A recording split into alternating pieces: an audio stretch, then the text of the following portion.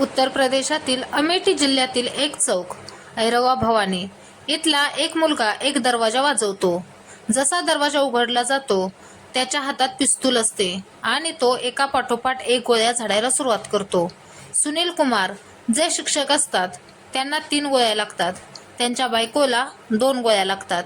त्यांची 1.5 वर्षाची मुलगी अंगणात खेळत होती, तिला 1 गोळी लागते आणि त्यांची मोठी मुलगी साधारण 5-7 वर्षांची असेल, ती पळून जाण्याचा प्रयत्न करते, तिला 1 गोळी लागते आणि ती देखील मरते.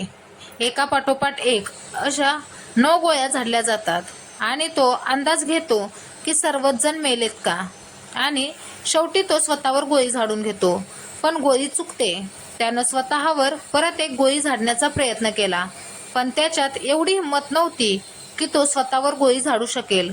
त्याच्यानंतर ही घटना सगळीकडे सोशल मीडियाद्वारे पोहोचते आणि सर्वांना हेच जाणून घ्यायचं असतं की चंदन वर्माने शिक्षकाच्या कुटुंबाला का संपवलं, त्याचं त्या कुटुंबाशी काय भांडण होतं, त्याला त्या चिमुकल्यांची थोडीही दया आली नाही का, त्याने एवढा मोठा निर्णय का घेतला. प्रत्येकजण ह्या प्रश्नांची उत्तरे शोधण्याचा प्रयत्न करत होते. चंदन वर्माचा शोध घेणं चालू होतं. सन 1990 मध्ये मायाराम वर्मा नावाचा माणूस असतो. त्याच्यासोबत त्याचे 8 भाऊ राहत असतात. ते ह्या सर्वांना सोडून उत्तर प्रदेशातील रायबरेलीच्या तौलिया घाट परिसरात जे जे काम पडेल ते काम मायाराम करत होते. आपल्या कुटुंबाचं पालन पोषण करत असतात. सन 2010 मध्ये आपल्या कुटुंबाला घेऊन मायाराम दिल्लीला जातो, पण काही कुटुंबातील माणसं रायबरेलीतच राहतात. तो तिथं कामधंदा करून उदरनिर्वाह करू लागतो. तो सतत कामात बिझी असायचा. त्याचा मुलगा चंदन वर्मा सन 2019 ते 20 मध्ये दिल्लीहून रायबरेलीला परत येतो. तिथे त्याचे काका राहायचे. तो कधी कधी काकाकडे यायचा. तो मेकॅनिकल अभियंता हॉस्पिटलमध्ये एक्स-रे आणि सिटी स्कॅन मशीनचे काम करत होता. सोबतच त्याच्याकडे एक बुलेट मोटरसायकल होती. ही गोष्ट चंदन वर्माची चालली होती, जी सन 1990 पासून चालू होते. जो दिल्लीला जातो तिथून रायबरेलीला परत येतो. ही गोष्ट आहे रायबरेलीचाच एक परिसर आहे, ठाणागडगंज येथील सुदामापूर. जो एका शेतकऱ्याचा मुलगा असतो. त्याचं नाव सुनील कुमार. सुनील कुमार मुळातच शिक्षणाच्या बाबतीत खूप हुशार होते आणि मोलमजुरी करून शिक्षण पूर्ण करत होते. सुनील कुमारचा मोठा भाऊ जो शिकू शकत नाही आणि पुढे जाऊन तो मजूर बनतो. सुनील कुमार पण मजुरीचं काम करायचा. असं करता करता 2018 मध्ये उत्तर प्रदेशमध्ये पोलीस शिपायाच्या काही जागा निघतात. तर सुनील कुमार त्यासाठी अर्ज करतो. सरळ स्वभावाचा मेहनती असा सुनील कुमार, ज्याची 2018 मध्ये पोलीस शिपाई म्हणून नियुक्ती होते, तो 1 वर्षापर्यंतच पोलिसांची नोकरी करतो. पण त्याचं मन त्यात रमत नव्हतं आणि त्याला सतत असं वाटायचं की मी पोलीस बनण्यासाठी बनलोच नाही. जसं काम तिथं असायचं ते काम त्याला जमायचं नाही. म्हणून त्याने उत्तर प्रदेशमध्येच बेसिक विभागात सहाय्यक शिक्षक म्हणून अर्ज केला. 10 डिसेंबर 2020 ला त्याची नोकरी लागली आणि त्याने पोलीस शिपाई पदाचा राजीनामा दिला.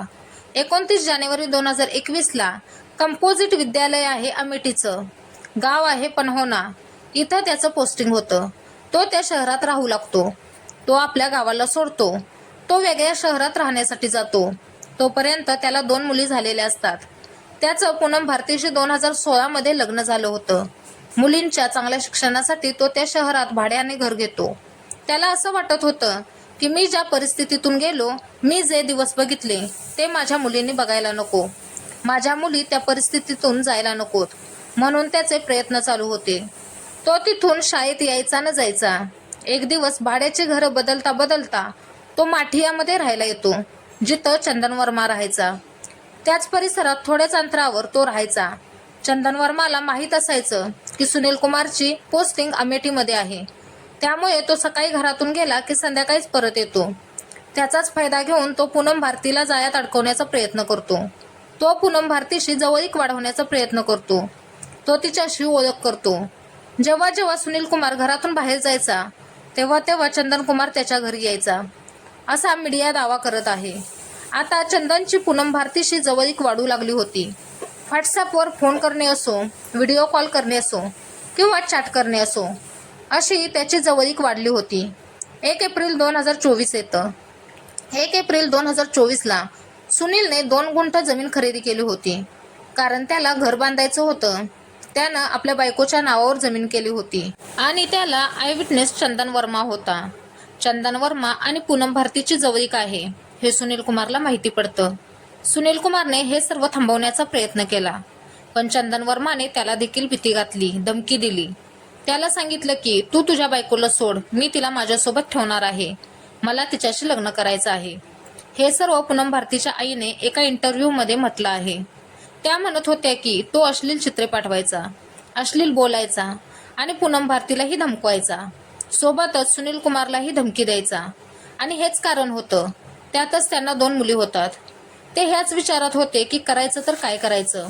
चंदनच्या विरोधात पूनम भारती आणि सुनील कुमार गदागंज पोलीस स्टेशनमध्ये जातात आणि तिथे प्रार्थनापत्र दिलं जातं. पण पोलीस ही गोष्ट गांभीर्याने घेत नाहीत. त्यानंतर ते दुसऱ्या पोलीस स्टेशनमध्ये जातात. तिथंही ते प्रार्थनापत्र देतात, पण तिथंही ही गोष्ट गांभीर्याने घेतली जात नाही. शेवटी 18 ऑगस्ट 2024ला पूनम भारती तिच्या मुलीला घेऊन दवाखान्यात चालली होती. तेव्हा चंदन वर्मा तिचा रस्ता अडवतो आणि तिच्याशी अश्लील भाषेत बोलतो. तिला घाणेरड्या शिव्या देतो. ती त्याला विरोध करते, तर तो आणखीनच जास्त तिला त्रास देतो. तिच्याशी वाईट वर्तणूक करतो. ती खूपच निराश होते, हताश होते. घरात जाऊन सुनील कुमारला म्हणजेच तिच्या नवऱ्याला हा सर्व प्रकार सांगते. त्यांना समजत नाही की आता काय करायचं. पती पत्नी रायबरेलीच्या कोतवाली पोलीस स्टेशनमध्ये जातात आणि तिथे FIR दाखल करतात. FIR मध्ये छेडछाड करणे, रस्ता अडवणे, अश्लील शिवीगाळ करणे, धमकावणे, मारणे आणि SC/ST कलमान्वये आरोप लावण्यात येतो. पोलीस हे प्रकरण गांभीर्याने घेतात, पण इतकंही नाही की जितकं त्यांना घ्यायला हवं होतं. सांगितलं जातं की चंदन वर्माला अटक केल्यानंतर तो जामिनावर 3च दिवसात बाहेर येतो. पण तो ही गोष्ट इतकी मनाला लावून घेतो की जिथेही पूनम भारती जाईल तिथं तो तिचा पाठलाग करायला लागतो. सुनील कुमारला आता असं वाटायला लागतं की इथं राहणं त्याच्यासाठी आता ठीक नाही. तर 3 महिन्यापूर्वीच तो माठियाचा परिसर सोडून सुनील कुमार त्याच्या कुटुंबाला घेऊन निघून जातो. तो अमेठीमध्येच एक शिवतरगंज पोलीस स्टेशन आहे. तिथून 5 किलोमीटर अंतरावर अरोहा भवानी चौक आहे. त्या चौकाजवळ सत्यविरत अवस्थी उर्फ मुन्नाचं घर आहे. ते भाड्याने घेतात आणि तिथंच राहायला लागतात. आणि चंदन वर्मा आक्रमक झाला होता जेव्हापासून त्याच्यावर FIR केली गेली होती. 12 सप्टेंबर 2024ला त्याने व्हॉट्सअप स्टेटस ठेवला होता की 5 लोक मरणार आहेत, लवकरच दाखवीन, असा स्टेटस ठेवला होता. तेव्हापासून पूनम भारती आणि सुनील कुमार यांची भीती आणखी वाढते. त्यांना धोक्याची सूचना मिळालेली असते. पण चंदन वर्मा हा नेहमी ह्याच प्रयत्नात असायचा की त्याला ही संधी कधी भेटेल. आणि 3 ऑक्टोबर 2024च्या 6:25 आसपास अमेठीच्या जिल्ह्याचा शिवतरणगंज आणि तेथील एक चौक अरोहा भवानी चौक, त्या चौकाच्या जवळ एक घर असतं सत्यविरत अवस्थींचं, जे सुनील कुमारने भाड्याने घेतलं होतं. त्या घराचा दरवाजा वाजवला जातो. तेव्हाच अरोहा भवानी चौकात दुर्गा भवानी शक्तिपीठाची जत्रा भरली होती. त्या यात्रेत लोकांची ये-जा चालू होती, गोंधळ चालू होता, आरती चालू होती आणि एका बाजूला म्युझिक वाजत होतं. त्याचा मोठमोठ्याने आवाज येत होता. जे चौक आहे तिथे लोकांची ये-जा, बाजार होता त्याचाही आवाज. या आवाजाचा फायदा घेऊन तो दरवाजा ठोठावतो. दरवाजा ठोठावल्यानंतर सुनील कुमार दरवाजा उघडतात. त्यांच्यासोबत त्यांची पत्नी पूनम भारती आहे. छोटी मुलगी, सगळे सोबतच होते. त्यांची मोठी मुलगी अंगणात होती. तेव्हाच तो पिस्तूल काढतो. त्याच्याकडे 2 मॅगझिन होत्या. त्या दोन्हीही लोड होत्या. चंदन वर्मा काहीही विचार न करता गोळ्या झाडतो. शिक्षक सुनील कुमारला 3 गोळ्या लागतात. त्यांची पत्नी पूनम भारतीला 2 गोळ्या आणि त्यांची छोटी मुलगीला 1 गोळी लागते. त्यांचा जागीच मृत्यू होतो. मोठी मुलगी कदाचित जीव वाचवण्याचा प्रयत्न करते. ती शिडीच्या दिशेने पळते. तेव्हा तिलाही गोळी मारतो आणि सर्वांनाच तो मरणाच्या दारात आणून फेकतो. इकडं लोकांना समजत नव्हतं की हा आवाज कशाचा आहे. काही लोकांना वाटत होतं की आरती चालू आहे. कदाचित तिथेच फटाके वाजवले जात असतील. पण लोकांनी जेव्हा आकाशाकडे बघितलं तर आकाश शांत निरभ्र होतं. तिथं कसलाही प्रकाश नव्हता. काही लोक बोलले की जिथं सुनील कुमार राहतात तिथून हा आवाज येतो आहे. लोक धावत त्यांच्या घराकडे पोचतात. तेव्हा आरोपी चंदन वर्माने 2 गोळ्या आणखी झाडल्या होत्या. 1 गोळी त्याने स्वतःवरही चालवली होती, पण ती मिस होते. नंतर स्वतःवर गोळी चालवण्याची त्याची हिंमत होत नाही. तो तिथून पळून जातो. तो बुलेट मोटरसायकलवरून आला होता. ती त्याने आपल्या नातेवाईकाच्या इथं किंवा मित्राच्या इथं लावली होती. तो ती परत घेतो आणि पळून जातो. पिस्तूल त्याच्या हातातच असते. तो अमेठीतून सरळ प्रयागराजला पोहोचतो आणि प्रयागराजवरून नोएडासाठी बस पकडतो. आणि पोलीस हे प्रकरण गांभीर्याने घेतात, कारण सोशल मीडियावर याच्या सतत चर्चा चालू होत्या.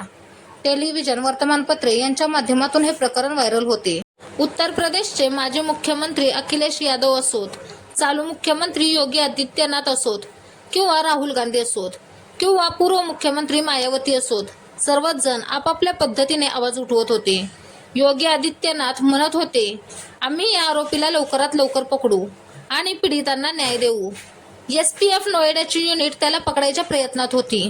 तेव्हाच ही व्यक्ती यमुना एक्सप्रेसने टोलपर्यंत पोहोचली होती. तोपर्यंत पोलिसांनी त्याला पकडलं. त्याला अटक करतात आणि त्याला विचारतात, ती बुलेट मोटरसायकल कुठे आहे ज्यानं तू आला होतास? ती पिस्तूल कुठं आहे ज्यानं तू गोळ्या झाडल्या होत्यास? ती मॅगझिन कुठं आहे? पोलीस त्याला घेऊन जाते आणि मोहनगंज पोलीस स्टेशनमध्ये घेऊन जाताना मदन वर्माची पिस्तूल धोक्यानं काढून घेतो आणि पोलिसांवर गोळीबार करायला चालू करतो. पोलीस ज्यावेळेस गोळीबार करतात तेव्हा त्याच्या गुडघ्याच्या खाली त्याला गोळी लागते आणि तो गंभीर जखमी होतो. त्याला उपचारासाठी दवाखान्यात नेलं जातं. पोलीस ज्यावेळेस चौकशी करतात त्यावेळेस तो सांगतो की 1.5 वर्षापूर्वी तो पूनम भारतीच्या संपर्कात आला होता. तिच्याशी घनिष्ठ संबंध निर्माण होतात आणि अचानक ती त्याच्यापासून लांब होते. जेव्हा पूनम भारती त्याच्या विरोधात FIR दाखल करते त्यावेळेस त्याला खूप राग येतो आणि त्या रागाच्या भरात त्याने त्याचा बदला म्हणून त्या 4 हत्या केल्या. ज्यावेळेस त्याला मीडिया विचारते की तू असं का केलंस, तू त्यांना का मारलंस, त्यावेळेस तो म्हणतो की मला पश्चाताप आहे, मी जे केलं ते चुकीचं केलं आहे. पण ह्या घटनेनं संपूर्ण भारत हादरला आहे. त्याने सर्वांना विचारात पाडण्यास भाग पाडले की जी व्यक्ती एखाद्यावर खूप प्रेम करते तीच व्यक्ती इतका तिरस्कार करू शकते. पोलीस अधिक तपास करत आहेत की ह्याच्यात किती लोक सहभागी आहेत. ही पिस्तूल कुठून खरेदी केली गेली? पोलिसांनी अशी माहिती दिली आहे की एकाच पिस्तुलातून 10च्या 10 गोळ्या झाडल्या गेल्या आहेत. ही घटना सांगण्यामागे कोणाचं मन दुखवण्याचा हेतू नाही किंवा कोणालाही त्रास देण्याचा हेतू नाही, तर तुम्हाला जागरूक करणं, सतर्क करणं हाच उद्देश आहे.